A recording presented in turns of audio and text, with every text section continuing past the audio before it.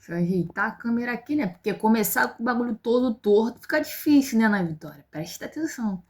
Acho que agora vai. Acho que agora vai. Então vamos lá, né? Vamos começar mais um vídeo sobre o nosso clube de leitura. E dessa vez, né, se você já viu o título do vídeo, cara, já percebeu que tem uma coisa diferente. E já já eu vou explicar o porquê. Mas basicamente vamos falar de 3 livros hoje, cara. 3 livros que têm temáticas totalmente diferentes, né?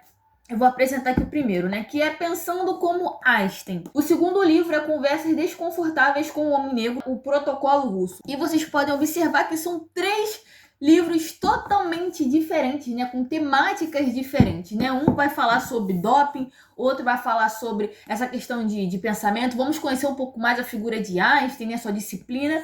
E o outro vai falar sobre várias e várias questões a respeito aí do mundo negro. Aí você deve estar se perguntando, ok, Ana, por que você vai falar de 3 livros em um vídeo só?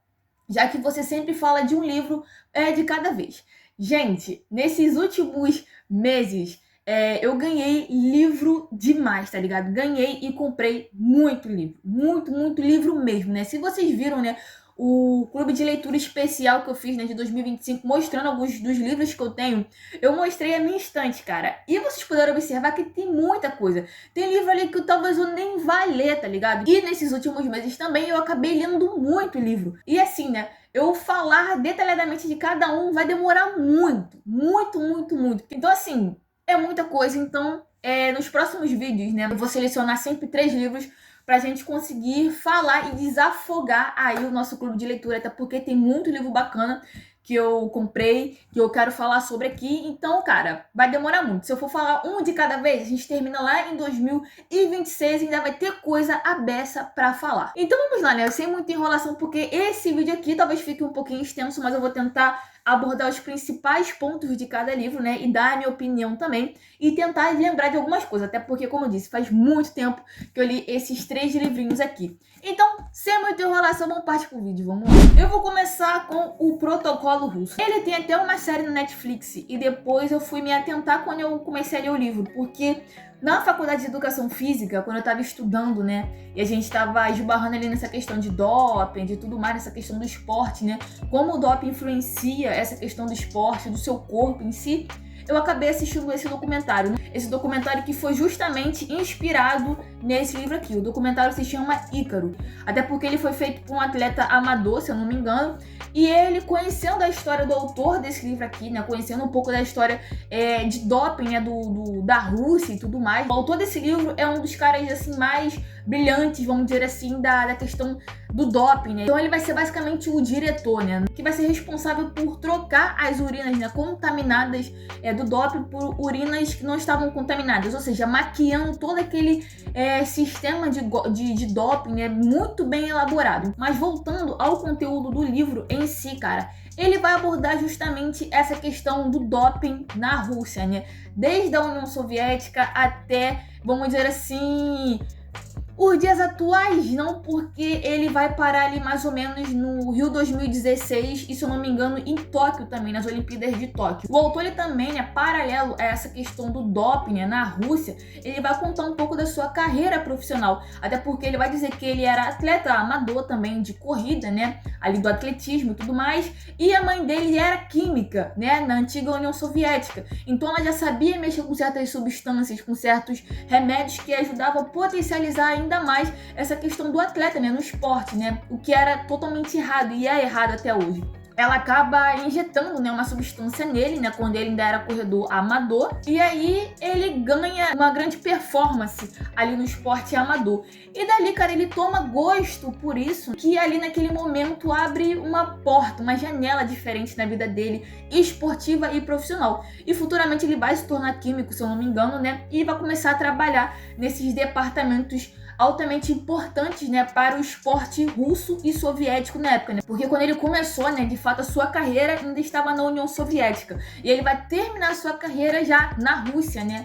Ali na Rússia mais atual, mais contemporânea ali, em 2016 mais ou menos. Então ele vai ser um dos caras responsáveis justamente por isso, né? Por testar substâncias e por maquiar esse esquema de doping, né? Então muitos atletas, né, russos e soviéticos, eles participavam de grandes eventos esportivos como as Olimpíadas, né? com esse esquema por trás. Então, claro, tinha essa questão que alguns eram descobertos, mas tinha toda essa questão governamental e da imprensa e tudo mais para tentar maquiar ao máximo para que aquele escândalo não saísse do território russo ou soviético para tomar uma proporção mais mundial. Só que acontece, se eu não me engano, nas Olimpíadas de 2016, que foi aqui no Rio de Janeiro, que essa questão sai do controle. Então, basicamente, cara, vai ser isso que esse livro vai tratar, né? E o desfecho final do livro vai ser a denúncia que esse diretor vai fazer, tá ligado? E lá, como vocês sabem, né, na União Soviética e na Rússia atual, se você não dançar conforme a música, você vai ser perseguido, preso e até mesmo morto.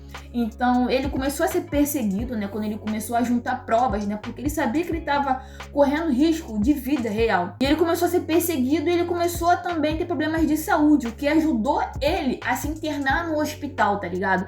E no hospital ele estava protegido, entende? Mas mesmo no hospital tentaram matar ele, tá ligado? Então ele sempre estava sofrendo com aquilo ali e um belo dia ele decide de fato, né, levar ao público de fato isso, tá ligado? Ele teve que ser exilado nos Estados Unidos, né? E exilado de uma forma bem complicada, sem telefone, sempre trocando de endereço. Os amigos que trabalhavam com ele também no laboratório começaram a morrer, porque eles começaram a denunciar e aquela coisa, denunciou, morre. Então ele começou a ver aquelas pessoas que estavam ali no seu ciclo profissional e que estavam trabalhando com ele há muito tempo, começaram a morrer. Assim, a história da Rússia, como disse, vem muito antes, né, com a União Soviética. E o esporte russo ele é muito duvidoso, tá ligado? Não é generalizando, né? Mas é muito complicado porque tem muito essa questão do uso, né? Do doping, tá ligado? Então eles abusam demais, né? Então eles têm grandes performances, ainda mais durante a Guerra Fria, né? Sempre aquela competição esportiva entre Estados Unidos e União Soviética, eles vão se aproveitar muito dessa questão, tá ligado? Do doping para poder se sobressair, né? O esporte russo, o esporte soviético se sobressair muito mais do que o americano. E os americanos também não ficavam por baixo, eles utilizavam também algumas substâncias que eram proibidas dentro do esporte. Mas, né, não era como os russos, tá ligado? Então os russos abusaram demais dessa questão e esse livro basicamente vai falar sobre isso. E tem a cara do Putin aqui, cara, porque o Putin também, ele é um amante, né, do esporte, se eu não me engano até do judô, ele é um amante do judô. E ele também, como chefe de estado, chefe do governo, sabia de tudo que se passava nesses laboratórios, sabia de tudo essa questão dos atletas russos, né, que utilizavam dessas substâncias proibidas dentro do esporte, e ele passava pano, e se bobear, passa pano até hoje. É um livro que eu recomendo, né, se você gosta de esporte, e para você também que não gosta de esporte, né, para você que quer conhecer um pouco mais da história aí do esporte russo, né, do esporte soviético, vale a pena, mas sabendo que é focado muito nessa questão aí da questão do doping, né? E ele também tem algumas nuances históricas, né? Vai falar da Guerra Fria, vai falar das Olimpíadas de Moscou. Então ele tem uma pegada histórica, mais esportiva também. Pra você que tá com tempo, cara, assista aí o documentário na Netflix que se chama Ícaro. Mais de 0 a 10 dou nota 10 pra esse livro aqui. E agora falando sobre esse aqui, né? Pensando como Einstein. Confesso pra vocês que eu fui com a minha expectativa lá no alto e acabei me decepcionando. Como eu tô mais nessa pegada também, né, de saúde mental, de autoajuda, né, essa questão mais psicológica da coisa, eu achei que era sobre isso, tá ligado? Porque, pensando como Einstein, né, o cara era um gênio. Talvez isso aqui, eu pensando, né, talvez esse livro mostre algumas dicas, né, alguns mapas um mapa que eu digo, mostre como Einstein se tornou um gênio, tá ligado? A sua rotina, os estudos e tudo mais. E eu me decepcionei um pouco com isso, porque não é exatamente sobre isso, né? Cara, ele é um livro que ele vai falar um pouco da vida pessoal de Einstein, né? Vai contar lá desde quando ele era pequeno. Então vai mostrar um pouco dessa questão da vida de Einstein, né, pessoal. Desde a sua infância, né? Que ele não era não era uma criança assim, gênia, tá ligado? Ele se tornou um gênio ao longo da sua vida. Ele tinha dificuldades e tudo mais. E foi nessas dificuldades que ele começou a trabalhar. Ou seja, no seu ponto fraco, ele se tornou seu ponto forte. Mais ou menos assim. Então vai falar da sua vida pessoal, com os filhos, que ele tinha muita dificuldade, né? De criar os filhos e tudo mais. Dos seus casamentos, né? Que ele era um cara galanteador, né? Mulherengo, né? Então, traía suas esposas e tudo mais. Mas vai contar um pouco disso e, cara, acho que é isso, entende? Porque até agora eu não entendi muito bem o que foi esse livro. De 0 a 10, eu dou nota 5 pra ele. É um livro bonitinho, com a capa maneira, entende? Mas eu não curti muito. Mas eu acho que o objetivo principal, cara, lendo aqui atrás rapidamente, era meio que pra você se inspirar, tá ligado? Se inspire em Einstein, né? Nas suas qualidades, óbvio, né? Se você já leu, cara, esse livro aqui, depois comente aí embaixo a sua opinião, tá ligado? Mas a minha opinião a respeito desse livro é essa. Cara, e esse aqui, né, falando especialmente, né, vou tentar falar um pouco mais a respeito dele, né. É um livro, cara, atemporal. É aquele livro que você precisa ler pelo menos uma vez a cada ano, tá ligado? Conversas Desconfortáveis com o Homem Negro, né, é feito por Emanuel Acho, né. Emanuel Acho, cara, ele era ex-jogador de futebol americano dos Estados Unidos, né, futebol americano, Estados Unidos, né. Então, ele é americano, ele é um homem negro, né. Então ele vai abordar muito essa questão do racismo e vários outros temas numa ótica mais americana, né? Ele atualmente, se eu não me engano, cara, ele é apresentador de um programa dele, onde ele fala basicamente das coisas que ele fala no livro. Se eu não me engano, cara, como faz muito tempo que eu li e busquei informações, esse livro foi baseado nesse programa que ele fez, né? Ele vai falar também de coisas do mundo negro, né? Como disse a linguagem, né? Ele deu o exemplo de niga, né? Você falar, tipo, niga. Uma pessoa branca falar essa palavra é altamente racista. Agora, uma pessoa negra falar essa palavra é de boa, tipo, meio que uma linguagem nossa, tá ligado? É meio que isso que eu entendi. Aí, uma coisa importante. Esse livro aqui, cara, é basicamente dedicado a pessoas brancas. Então, ele chama essa pessoa que não é desse universo negro pra conversar com ele através desse livro. Então, ele meio que dá algumas dicas, né? Como ele falou aí. Cara, você que é branco, nunca fale a palavra niga, tá ligado? Principalmente nos Estados Unidos. Ele também vai falar dessa questão das joias, né? Porque principalmente os cantores de rap, né, americanos e brasileiros, né, principalmente os funkeiros, eu pensei logo nisso, né, MC Pose, né, essa galera aí da cena do rap, do trap e do funk, eles utilizam muito, né, essa questão de cordão, aqueles cordãozão pesadão, grossos, anéis, pulseiras, relógios, tudo assim pra chamar a atenção. Isso já era uma prática muito utilizada lá nos reinos africanos, tá ligado? Então aquilo era muito comum para aquelas pessoas. Então é muito comum para o negro ostentar joias. Então assim, você olhar para isso hoje, não tem que olhar como espanto, como uma ostentação. Isso já era comum. Porém, ao longo do tempo, isso foi retirado, tá ligado? Foi retirado da cultura negra. E hoje ela tá voltando, só que tá voltando visto como algo ruim, como algo exagerado, uma estética feia, tá ligado? Contra aquela estética branca que sempre foi ensinada a gente. Ele vai falar que não, mano, isso aí era super normal e vocês têm que olhar com bons olhos pra isso, até porque é a nossa cultura. E ele também vai falar muito dessa questão do cabelo da mulher negra, né? Você não pode falar o cabelo é feio e tudo mais.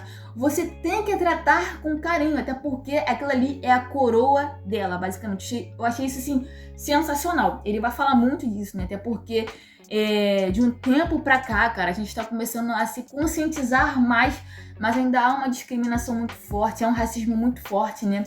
Com essa questão do cabelo, né? Do cabelo da mulher negra, das tranças. Ele vai falar muito dessa questão das tranças, né? Que as tranças é algo, assim, muito antigo, muito utilizado lá nos reinos também antigos, entende? Então hoje não é novidade, só tá voltando novamente para o nosso povo, basicamente assim. Até porque aqui no Brasil, né? Durante o período colonial e tudo mais, as tranças eram mapas para quilombos, tá ligado? Então, assim, carrega um peso histórico e uma história muito braba, tá ligado? Por trás de um penteado, entende?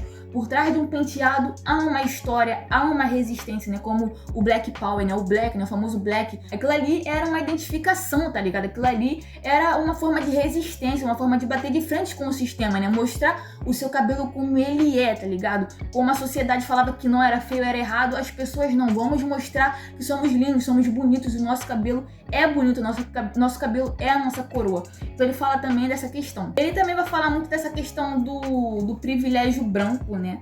Que não adianta, cara, se você já é branco, né? Ainda mais se você é um homem hétero, branco, você já tem passe livre para muitas coisas. Você não vai ser perseguido quando você entrar num shopping, quando você entrar numa loja, quando você entrar numa loja de grife, entende? Você não vai ser tratado mal por estar lá. Morre muito mais homens e mulheres negras, entende? Em comunidades de assassinato, entende? do que mulheres e homens brancos, entende? Então você pode ir e voltar, que um policial não vai te parar, um policial não vai te dar uma dura, o policial não vai atirar em você sem perguntar quem é você, enquanto mulheres e homens negros sofrem isso, sofrem uma dura, sofrem um assassinato, entende? Principalmente a questão nas comunidades, entende?